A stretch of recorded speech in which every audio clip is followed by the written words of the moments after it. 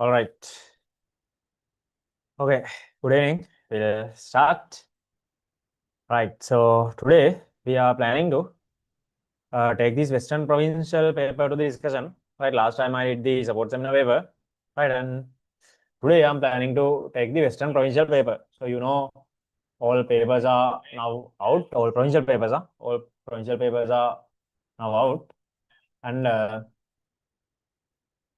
we can discuss. We are going to discuss some of the special and important provincial papers also in these sessions, right? And today uh, we are discussing the Western Provincial one, right? Western Provincial paper. If you don't have the paper with you, right? If you don't have the paper with you, what you can do is I have pinned a message here, right? I have pinned a message here. You can visit that link. You can visit that link and get it downloaded. You can visit the link and get it downloaded, right? Okay, and I think some of you have already tried it, right? Because I shared the question paper in the afternoon, right? In the afternoon, and sometimes if you already had the Western Provincial paper, then no need to get it from mine. That's the exact same paper, Western Provincial one, right? So if you didn't have it, you can access it from that pinned message there, right? So without any further ado, we'll go to the discussion, right? Let me share my screen.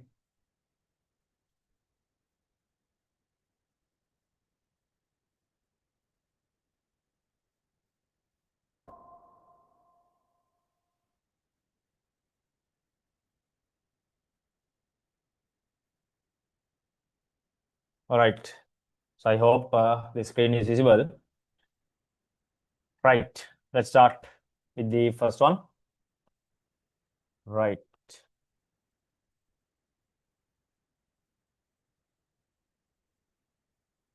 Okay. First one. Which of the following contains dimensionless and unitless quantities? Dimensionless and unitless. Right. Let's go one by one. Plane angle. Plane angle. It has a unit, but that is dimensionless. But plane angles has a unit. Plane angle is measured in radians. Right. Unit is radians. Then solid angle, star radians. Right. They have units. No dimensions, but they have units.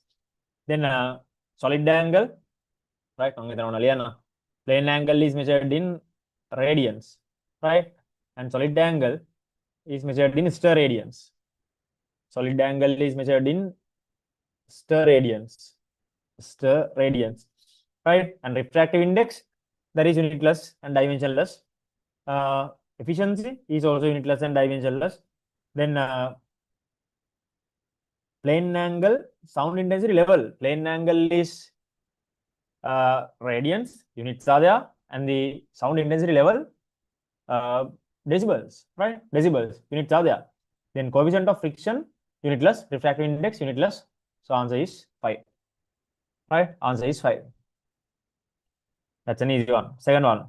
When using a sperometer to take a measurement, the positions of the scales are shown in figure 1.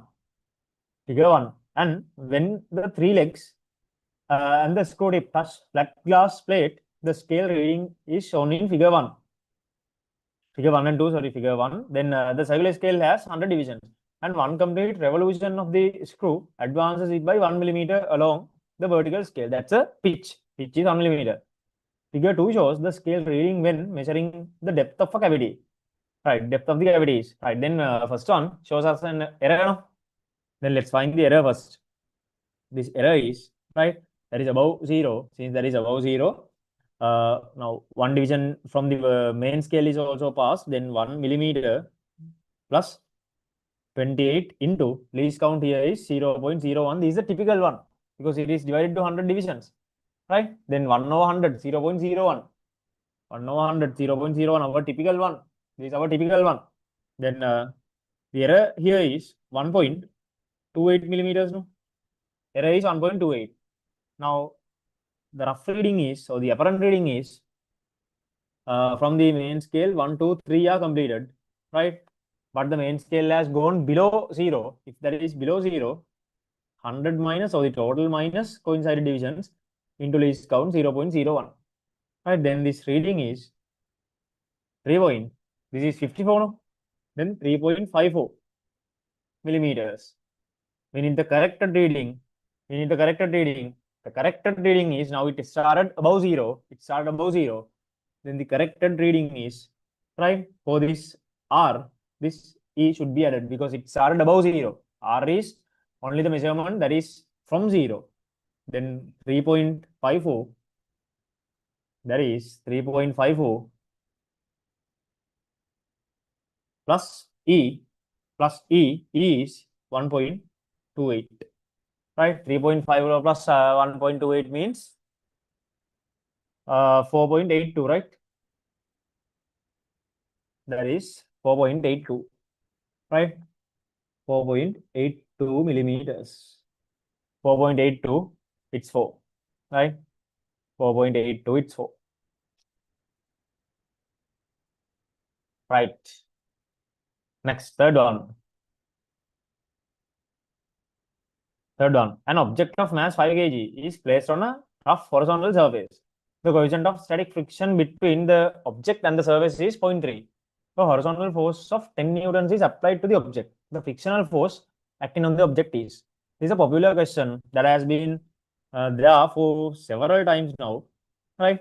So first of all, we have to check what the limiting friction of the surface is, right? First of all, we have to check what the limiting friction of the surface is, right? About the limiting friction. Then friction here is say F, that is in the opposite direction. Now, when we apply F equals mu R, right, what is coming here is limiting friction. What is coming is limiting friction. Then mu is given. Mu is 0.3. R is 5 means 50, no? That is 15 newtons. This 15 is the limiting friction. This is the limiting friction. Limiting friction. All right, that's the maximum friction.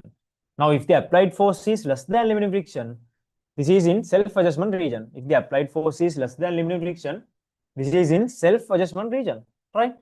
Graph in the graph, that's how this is. Friction and applied force. This is how it is, right? Now, this is the point where the limiting friction is. Limiting friction is. Then if there is less than limiting friction, right? Always friction is self-adjusted to match the applied force. Now the applied force is 10, then friction is also 10. Right? Friction is also 10. Very important. Friction is also 10. Right? Otherwise, there is not 15. That is the limiting. 15 is the limiting friction.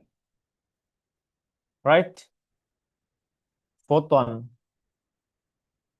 A non-viscous fluid of density D flows steadily through a horizontal tube of varying cross-sectional area, as shown in the figure.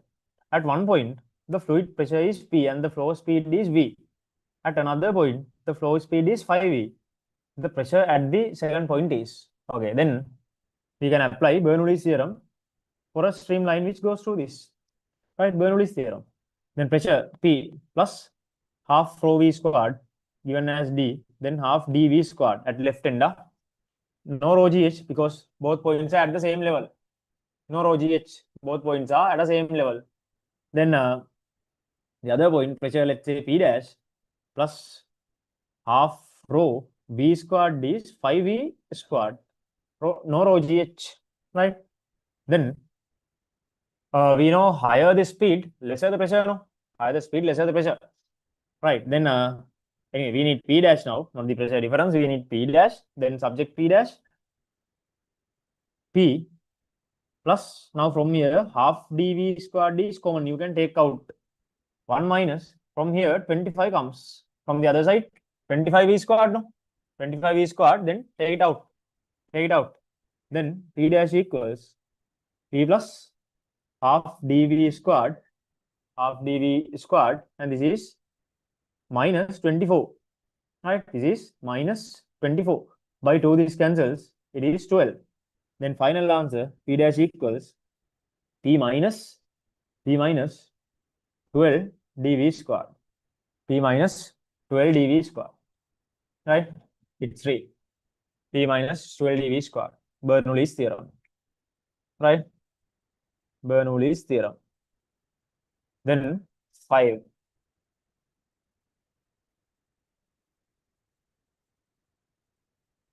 5. Right? A simple application of Bernoulli's theorem. A simple application of Bernoulli's theorem. Right. 5. If a rigid body is in equilibrium under system of coplanar forces, the algebraic sum of the moments of the forces about any point is 0. That is correct. Right? Because if there is an equilibrium of coplanar forces, there are two conditions satisfied by it. There are two conditions. One is sigma f equals 0. Right? Algebraic summation of forces along any direction equals 0. Sigma f is 0. Algebraic summation of forces along any direction is 0. And sigma g is 0. Force moments about any point is 0. Right? When both are satisfied at once only, right, we call it a system in equilibrium. Right? Both should be satisfied at once to call it a system in equilibrium. Right? Then algebraic sum of the force moments about any point is 0, correct? The algebraic sum of the resolved components of the forces in a direction inclined an angle theta to the horizontal is not 0. No. Along any direction there is 0. Along any direction there is 0. Along any direction it should be 0. The resultant force is 0 and the system is equivalent to a couple. No. Force couple is not an equilibrium. Force couple is not an equilibrium. Right? Force couple is not an equilibrium. That is an equilibrium, not an equilibrium. In equilibrium. Right? So only A is correct. Only A is correct.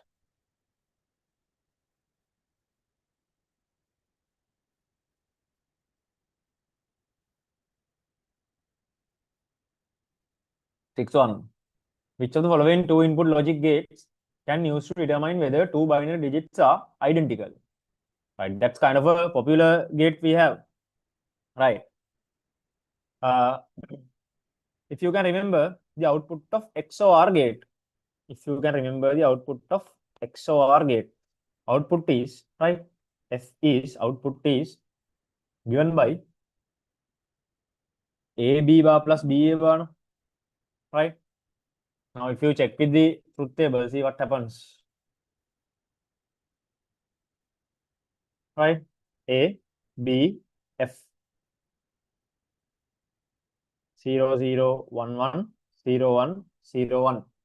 Right? See, then when A is 0 and B is 0, this is 0. When A0 B1, right? A0 B1, put A0 and B1, then B bar becomes 0 and A bar becomes 1, it becomes 1, right? 1 0 is also 1, this is 0. Right? Now what has happened? When identical signals has come, see 0 0, output has been 0. And here 1 1, output has been 0. Then whenever the output is 0, digits are identical. Whenever the output is 0, digits are identical. Then we can use this to identify identical digits, right? So XOR. 7.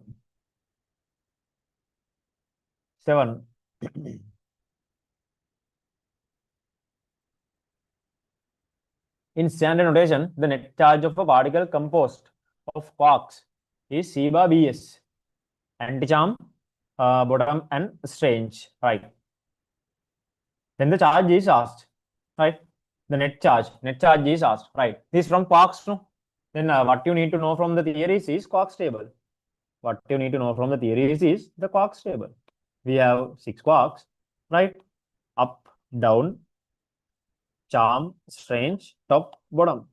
Up, down, charm, strange, top, bottom. Right? These are the quarks. Up, down, charm, strange, top, bottom. And about the charges, charge of any one at this top row is plus 2/3 of an electron. And charge of any particle at this bottom row is minus 1/3 of an electron. Right?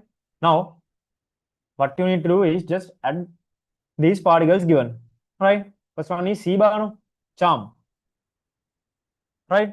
C is charm, but C bar is given anti-charm.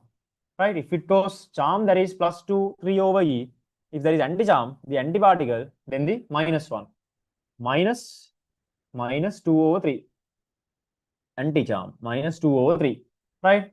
Then bottom is minus 1/3. Then strange, minus 1/3. Then altogether, minus 4/3. So that is minus 4 over 3 of an electron. Minus 4 over 3 of an electron. Right? Not going to be a big deal if you know these things properly. If you have the theory knowledge properly. Right. 8. The tension of a guitar string is 5 newtons and its mass per unit length is 0.05. The speed of transverse waves along the string is a direct application of the equation of V equals root T over M. Then root T is 5. Right. M is 0.05. It can be written as 5 times 10 to the power minus 2. No? Right. 5 times 10 to the power minus 2. Then 5 cancels off. Right. It becomes 10 to the power 2 at the top. Then that is 10. That is 10. See how easy. Right. See how easy. Just a matter of applying the equation. Just a matter of applying the equation. 9. Through which of the following Gaussian surfaces the net electric flux is negative? Right. Net electric flux is found by Gauss laws, no, Gaussian surfaces, Gauss laws. That is given by sigma q over epsilon naught, no. Then what we need to find is this sigma q, algebraic summation of charges inside Gaussian surface. Right. First one plus q. Second one is also plus q. Plus 2q minus q means plus q. Algebraic summation. Third one plus 4q. Fourth one minus 6q plus 7q plus q. That is still plus. Fifth one minus 5q plus 4q minus q. That is minus. The answer is 5. Right? Very straightforward. Very straightforward. See, this is the Western Provincial paper. Very straightforward. 10. 10. Right, center of gravity. An object is cut from uniform sheet is shown in the figure. The point at which the center of gravity of the sheet is most likely to be located at. Right. Now, when asymmetric objects are given, right? When asymmetric objects are given, first you can think of the symmetric or the respective symmetric object, and then think of the asymmetric part. Right. Now, if this is not here, see, if this part is not here, if this part is not here, if this part is not here, this one, no? If this part is not here, right? This one, if this part is not here, this is symmetric, no? Right? Make a symmetric. Then in that case, center of gravity should be at the center line. Center of gravity should be at the center line. Right? And with respect to this center line, there are 5 cubes here. With respect to this line, center line, with respect to this line, right? Now, if you compare the masses, this side has 2.5 only, 2.5 cubes only, and the other side has 1, 2, 3, 4, 4.5 cubes. Then definitely center of gravity is a point that is to the right of this point. Center of gravity is a point that is to the right of this point. Definitely center of gravity is a point that is to the right of this. Then to the right of this. See how we argue. It should be a point to the right of this center line. Center line is here. Then center of gravity is a point to the right of this, like this, to the right. And that is when this part is forgotten. Now, if you consider that part, now with respect to this middle axis, with respect to this middle axis, then a weight is added to the below side or the bottom side. Then from this point, center of gravity should displace downwards also. From this point, center of gravity should displace downwards, right? And only due to one cube, it is going to displace downwards. Then it cannot be as down as C. Then the probable answer is D. That is not at the center line. No? The probable answer is D. Right? Probable answer is D. So likewise, that's a argument. That's a complete argument. Right? Should be able to argue. Right. So we have discussed 10 MCQs so far. Any questions from first 10?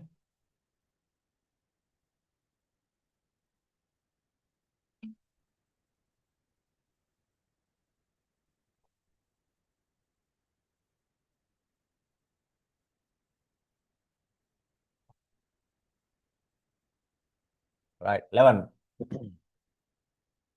Which of the following correctly lists the 4 fundamental forces of nature in ascending order of strength? Right. Now, this order you should know. Right.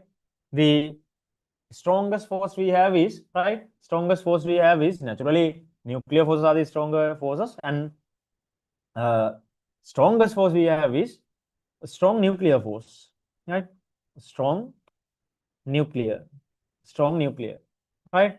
And other than less than that, we have electromagnetic, and then weak nuclear, and gravitational forces are the weakest forces. Gravitational are the weakest. Then in the ascending order it is asked, then starting from gravitational, right? Starting from gravitational weak, electromagnetic strong, then it's 3, right? Ascending order. 12. The equivalent resistance between terminals A and B of the network shown in figure is 5. Now, clearly we can see this 12 to this 6 are in a parallel combination. No? Then 12, 6 means 1 over 12 plus 1 over 6, 12 over 3, 4, no? Right? That is 4. Now, with that 4, see how this is going to simplify with that 4, right? 4 and 2 becomes this 4 and not unsimplified 2 becomes series 4 to 6 again. Again 6 and 12 comes here, 6, 12, again 4. Then see how it goes. Now with this 6, 6, 12 comes again. Then 6, 12 is 4, 4 with 2, 6 again. And finally again 6 and 12 again, it's 4. Right? Nothing to write. Right? Nothing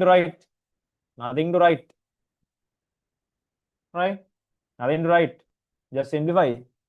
And the same repeated pattern is given.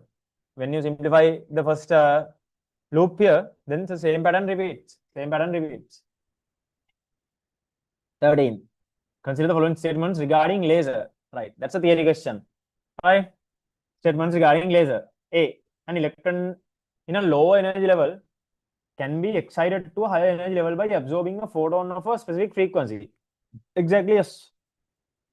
Exactly correct. That process is called pumping, and it is called absorption. And pumping the electron from lower energy level to high energy level is called pumping, and this whole process of taking it to excited level is called absorption.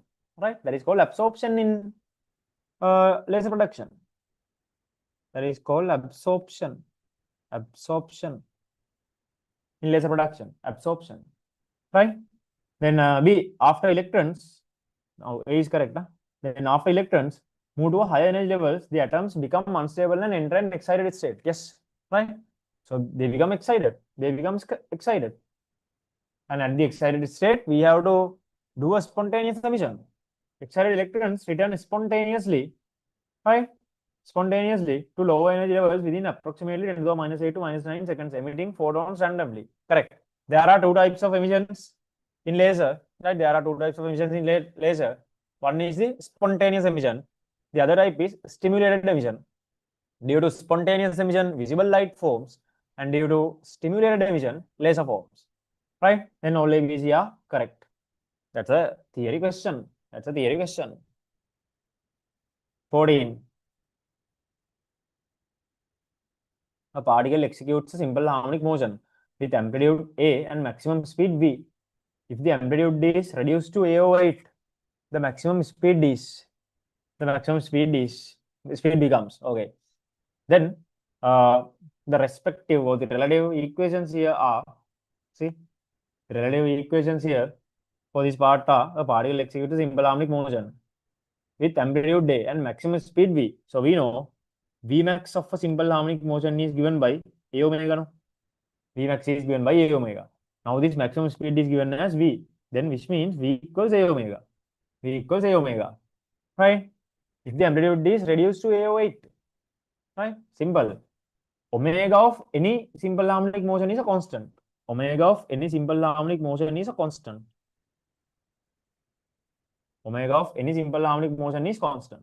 Then, if omega is constant, V and A are proportional. No? If A is reduced by 8 times, right? Then simultaneously, V is also reduced by 8 times. nothing to do, we owe it. Right? We owe it. We owe it. Then 15. The sound intensity level at a distance of 50 meters from a source is 60 decibels. The sound intensity level at a distance 100 meters from the source is. Right? See how easy. That's a direct application of the equation. No? If two scenarios are given, apply a delta beta equation.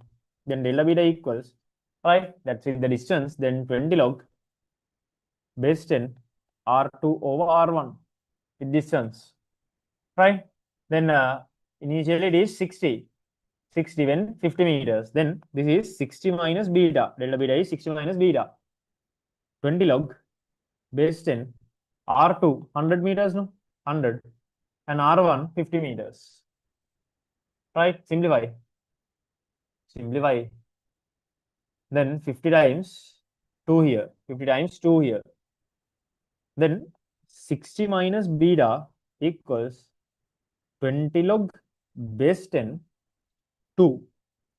Check what is given. 4 is given. Right? Right? Log base 10 4 is given. Then if there is not here, you have to create it. You have to create it. How to create base 10 4? This can be written as 10 times 2. No? Log base 10 2. Then this 2 can be written as a power using log laws. This is 10 log base 10 10 to the power 4. Right? 10 log base 10 10 to the power 4. Right? Then log of base 10 to the power 4 is given. Right? Log of base 10 to the power 4 is given. Sorry, 110 is additionally. Log base 10, then 2 times 2 again, 4. Log base 10, 4. Log base 10, 4 is given here. Then log base 10, 4 is 0.6. Log base 10, 4 is 0.6. Then 60 minus beta equals 0.6 into 10 means 6, no? Right? 0.6 into is 6. Then beta equals 60 minus 6, 54. Right? 54, it's 2. Right? For direct application, log 4 is given, log base 10 4 is given. Right? You have to create log base 10 4 accordingly. As per the requirement. As per the requirement, you have to create it. As per the requirement. Right, 16. The capillary rise of water in a glass capillary tube is H. The contact angle between glass and water is 0. Another capillary tube made with plastic. Okay. So we know if angle of contact is 0, capillary rise is given by H rho G equals 2D over R.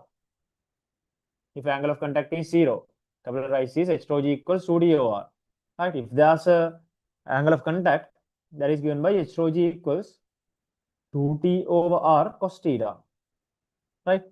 These two are the two equations we have now. Right. Then, water in glass capillary tube is H. The contact angle between glass and water is 0. Okay. Another capillary tube made of plastic has identical dimensions but makes a contact angle of 90 with water. The capillary rise in the tube is, if the contact angle is 90, angle of contact, if there is 90, right? See, now from the equation, what's happened? Right, that is going to be cos 90. This is going to be cos 90. Cos 90 is 0. Then if cos 90 is 0, H becomes 0. Right? Cos 90 is 0, so H is 0. Again, direct application. Right? 17.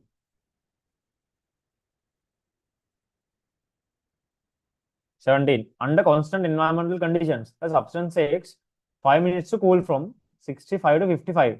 The time required for the same substance to cool from 55 to 45, assuming the room temperature is 30.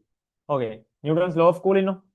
Then the equation is Q over T equals EA theta minus theta R. Right? Q can be expanded as ms theta.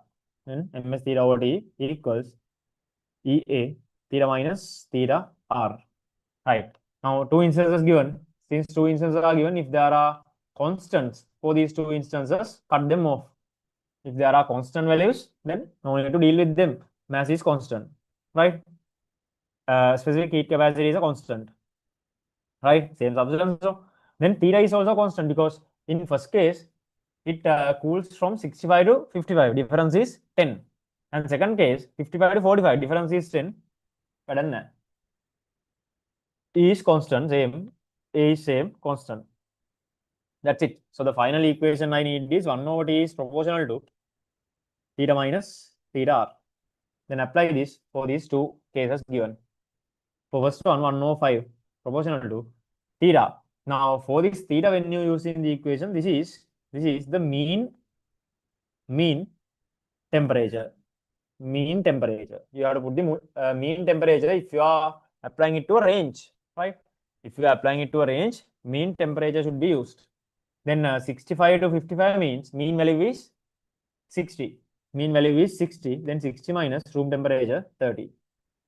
Right? This is 1 over T proportional to 55 to 45 means mean value is 50. Then 50 minus 30. Divide these two. Right? Divide these two. Then 1 over 5 over 1 over T means T over 5, no? T over 5. Right? Equals 60 minus 30 is 30. 50 minus 30, 20. Right? Then 5 times 4 here. T is 7.5. 7.5 minutes. 3. Right? 7.5 minutes. 7.5. Law of cooling. Right. 18. The displacement time graph of a moving object is shown. Which of the following correctly represents the corresponding velocity time graph? AB is the tangent of curve PQ at point Q.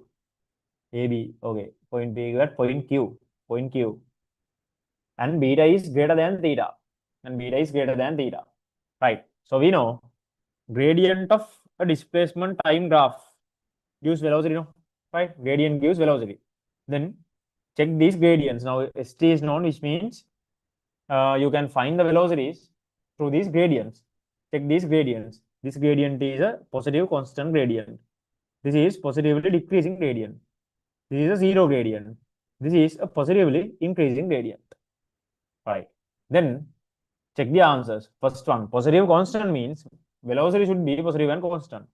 Right. Then velocity should be positive and constant. Then A is wrong. 1 is wrong. 2 is wrong, right? The others are there. Second time interval, positive decreasing. Then velocity should be positive and decreasing. In all 3, 4, 5. That is there, positive and decreasing. That's there. Right. Then third one, 0. Third time interval, 0. Right. In all 3, that's also there. Right. Third one, 0. Then fourth one, positively increasing. But this gradient is given. This gradient is greater because gradient is tan beta, no? Gradient is tan beta.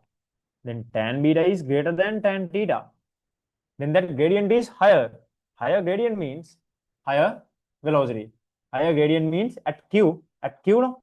At Q, it should end up with a higher velocity. This is a lesser velocity, wrong. This is equal velocity, wrong. It should end up with a higher velocity at Q, then 5. It should end up with a higher velocity because higher gradient at Q. Right? So it is 5. 19.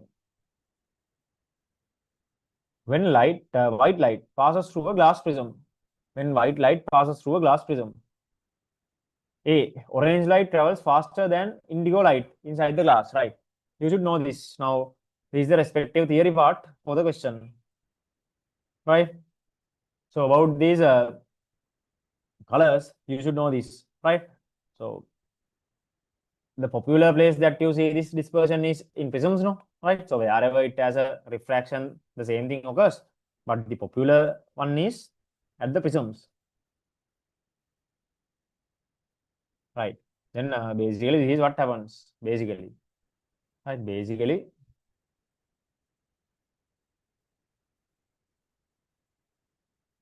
this is what happens. and this is red, this is violet, right? And all other ones are in the correct order, in this order, right? In this order. Right now, about these colors, this is what you should know about the colors. And about the colors, this is what you should know. Minimum and maximums. First one about velocity. About velocity, maximum speed is red because red is the minimum refractive index, right? Minimum refractive index is red. So we know product NV is a constant for any wave. Then minimum refraction is red, right? Minimum refraction means at the higher speed, then this is red, this is violet, right? Then about N, minimum refraction, RV, this way, right? Violet, V means violet. Then other than that, you should know about the frequencies, right? Highest frequency is violet and lowest frequency is red, right? And then about deviations, you should know, right? Deviation is same as N, red, violet, right? That's a part you should know from this, about this question, right? 19A, orange light travels faster than indigo light. Fastest one is red, no, right? Fastest one is red. Indigo is here. Indigo is a slow one. Indigo is a slow one. Orange is here, right? Orange light travels faster than indigo, correct? Because red is the fastest and violet is the slowest. Violet is the slowest, right? Then this is correct. All other colors are in the same order. All other colors are in that order. B, blue light undergoes less deviation than red light. Least deviation is red, no? Right? Red is the least deviation. Red is the least deviation. Then least deviation is red. Blue light undergoes less deviation, wrong. Least is red. Right? Then see, different colors of light have different refractive indices in the glass. Definitely yes. Right? Definitely yes. Refractive index is different. That's the exact reason that we see something called color dispersion. If refractive indices are same, we don't see any color dispersion. Since refractive indices are different, now different colors are refracted, right? They are refracted levels, refracting levels are different, right? That's why dispersion is seen. So that is correct. Then A and C. A and C. Right? A and C. Then 20.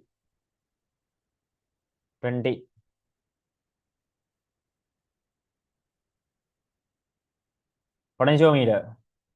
The EMF of a cell A is measured using a potentiometer and the balance length obtained is L. Right. Then when only the cell is connected, right? When only the cell is connected, and we know for any potentiometer VAC equals VAC, right? Then this is called A, this is called B, and this is called C, right? And this is A, no current flows at the balance point. When no current flows through galvanometer at the balance point, if this is point A, no potential difference across galvanometer, this also becomes C, right? Then VAC from the secondary circuit is E. VAC from the secondary circuit is E. EMF of this battery, E. And from the main loop, KL. From the main loop, KL. So this is equation 1, right? Then if a resistor of resistance 5R is connected across the cell, right? Which means a resistor is connected here, like this, across the cell. And there is 5R that is connected across the cell, where R is the internal resistance of the cell, right? R is the internal resistance of the cell. The new balance length becomes, right? Now, first of all, I need the current flows in this second loop, right? Secondary loop. First of all, I need the current flows in this secondary loop. Then apply Kirchhoff's laws for this secondary loop to find that current. To find that current, apply Kirchhoff's laws for this secondary loop, right? See, in this direction. If you apply Kirchhoff's laws for the secondary loop, then sigma E equals sigma ER, right? Sigma E. Sigma E is only one battery E. Say current is I, and there are two resistors R plus 5R. Then this I is E over 6R. I is known, right? If I is known, now we know if this is C, this is C and A, then when secondary loop is connected or when 5R is connected, right? Now again VAC equals VAC from the secondary loop, it can be written as IR, then I times capital I. Then it can be written as I is capital I, right? Capital I times 5R, right? Across this one. Then from the loop KL, now when balance length is asked, no? So let's say that is L dash. Right now I is here. Plug this I. I is E over 6R. Then E over 6R times 5R equals KL dash. Then R2, R cancels. Right? Then 5E over 6 equals KL dash. See, from the first equation we have E equals KL. Use it here. E equals KL, then 5 over 6 E scale equals KL dash. Here will cancels. Then L dash equals 5L over 6. L dash equals 5L over 6. Right? Then 5L over 6, answer 3. Right? 5L over 6. Third one. Potentiometer. Right? 21. Right. Consider the following statements regarding a PN junction. Right. Analog. Regarding a PN junction. Its current voltage characteristic is linear. No, that's wrong. No. Because about a PN junction, IV characteristic is like this. It's a very popular one. Right. About a PN junction, IV characteristic curve is this. Right. Here we have the voltage barrier. And here we have reverse breakdown voltage. Right. That is nonlinear. That is nonlinear. Then wrong. Linear IVs are only for ohmic conductors. So, ohmic conductors. Any conductor which follows Ohm's law. Right? Then only a linear one comes. B. The current due to free electrons and holes flow in opposite directions. That is correct, no? Because electrons are negative charges, right? And they carry current to the opposite direction of their motion. And holes are acting as positive charges, and they carry current to the same direction of motion. Then that is correct. They carry currents in two opposite directions. See, the built-in electric field is directed from P to N, P region to N region. So about a PN junction, we know once the PN junction is connected, right? Reorganization happens. No, that is called recombination. Say this side is P and this is N. Then in P side we have positive charges, right? Positive charges, they are moving, right? And in N side we have negative charges like this, negative charges, right? And the charges which are at the close proximity to the joint are recombined, rearranged. Then these positive charges are going to this direction, this side, right? Let me use a different color. Then these positives are going to the other side like this after recombination, and negatives are here and they become static. So this region is called depletion region. That is called depletion region, right? Depletion region, no moving charges. Then when it has static charges create electric field. Then static charges creates electric field from its positive terminal to negative terminal, right? This depletion region static charges in the depletion region create the electric field, right? Static charges in the depletion region create the electric field, right? Then direction of that electric field is not P to N, that is N to B, no? So this is wrong. Here only B is correct. About 21. Only B is correct. Right? Should know the theory parts properly. Right? Otherwise, you might be stuck. Right? Theory is stronger than especially when it comes to questions like electronics. Right? Especially questions like electronics. Right? When I'm doing the electronics question discussion, essay question discussion, also I told you when it comes to questions like electronics, they are easily connected everywhere. Then without knowing whole electronics, we can't do anything. Sometimes we can't do anything about a question without knowing everything. Right, 22. A rectangular coil of length 0.25 and width 0.2 consists of 1000 turns. It is placed in a uniform magnetic field of flux density 0.08. If a current of 1 ampere flows through the coil, the maximum torque exerted on the coil is. Right. In magnetic fields, we have only one equation for the torque of a loop. No, torque of a loop is given by B now.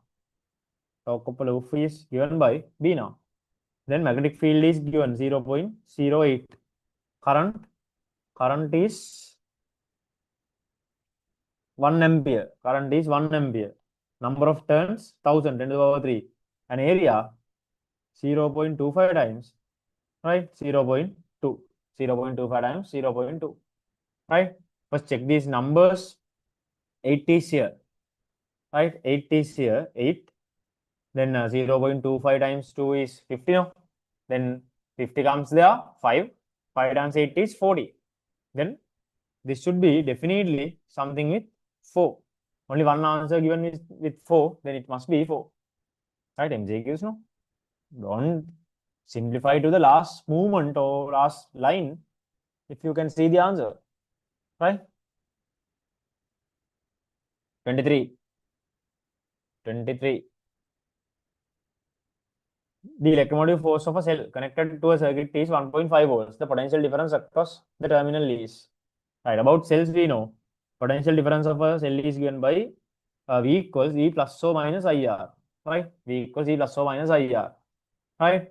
Then when the current goes out from the positive terminal, when the current goes out from the positive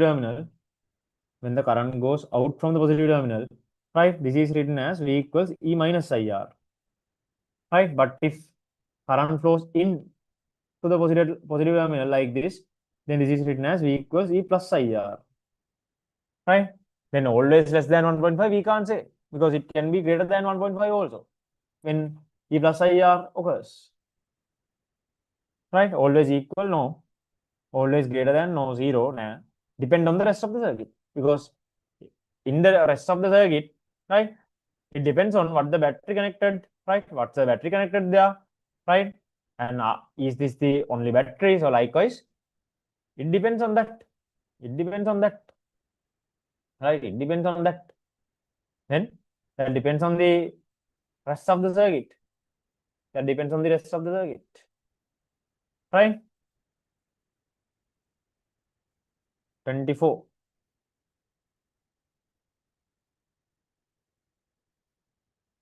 When a wire moving from north to south passes through a non-uniform magnetic field, north to south, right? A wire, right, moving from north to south through a non-uniform magnetic field, right? Through a non-uniform magnetic field, an electromotive force EMF is induced across the length. The induced EMF does not depend on, right? So this is a proved equation, no? Right? About rods equals BLV. Induced EMF is given by BLV. Induced EMF is given by BLV, where E is induced EMF, B magnetic flux density, L length of conductor, V speed or velocity of conductor. Speed or velocity of conductor. Right? Then first one, velocity of wire, it's there in the equation. Right? Length of wire, yes, that's there in the equation. Length of wire is there in the equation. Radius of wire, that is not in the equation. The rate of change of magnetic flux density, yes, because when B changes, it matters. The inclination of the direction of motion, yes, because if this V was inclined, then you have to take the dissolved component, the respective dissolved component, then the answer is radius of wire.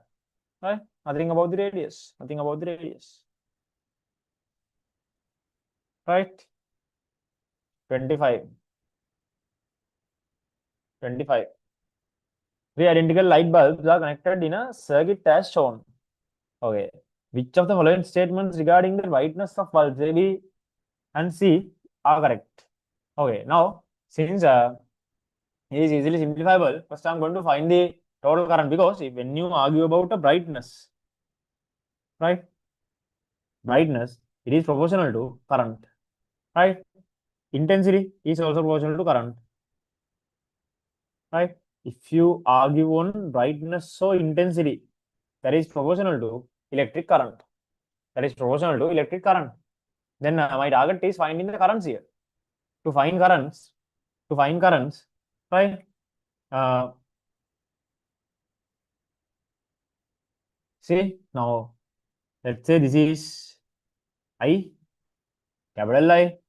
Now that capital I flows up to here, right? And then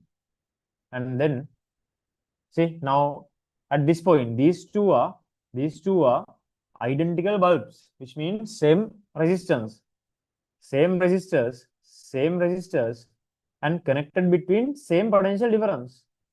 Then current flow should be same, no? Which means if this is I over 2 flows here, right? Now from this I over 2 flows here. And again, I over 2 becomes I and it flows here, right? Now about the brightnesses, now this is what we can conclude. Brightness of A and B are equal. Brightness of A and B are equal because same current I over 2 is carried. And brightness of C is the highest. Brightness of C is the maximum. Brightness of C is the maximum. Right, then check the statements given. Brightness of A is maximum, no. C is maximum. B is maximum, no. Brightness of both A and B is maximum, no. C is maximum. Brightness of C is minimum, no. That is also maximum. Brightness of A and B are equal, that is correct. Brightness of A and B are equal, that is correct. Right? That is not maximum, but they are equal. That is not a maximum, not at a maximum, but they are equal. That is not at a maximum, but they are equal. Right? Right. Any questions so far?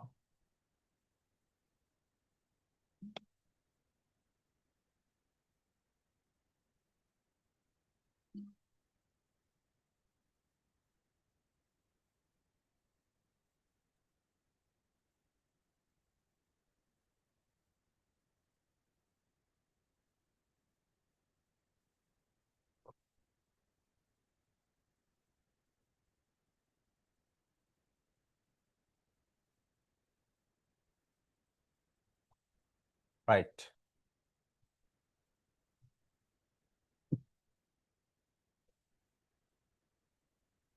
Right.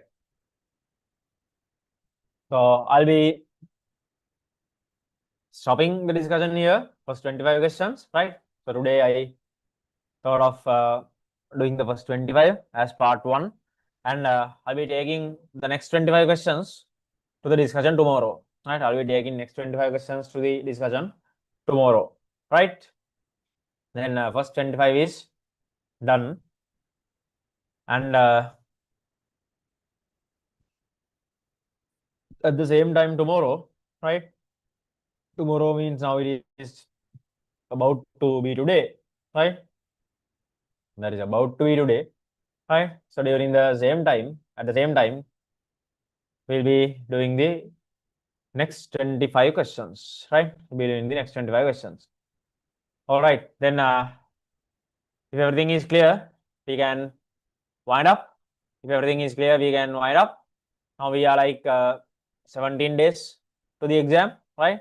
So time goes, days passes by, right? Practice these questions, practice these question papers and MCQs, structured essays, practice everything, and make yourself comfortable and familiar with the question types, and improve your confidence, right? Always confidence matters. Confidence matters. Higher the number of questions you do, right? Higher the confidence you get, right? That is how it naturally happens.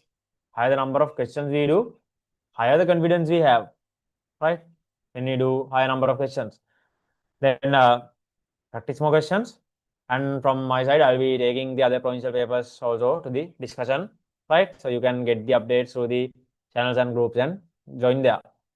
All right, then if no more questions, we'll wind up and see you in the next session, right? See you in the next session.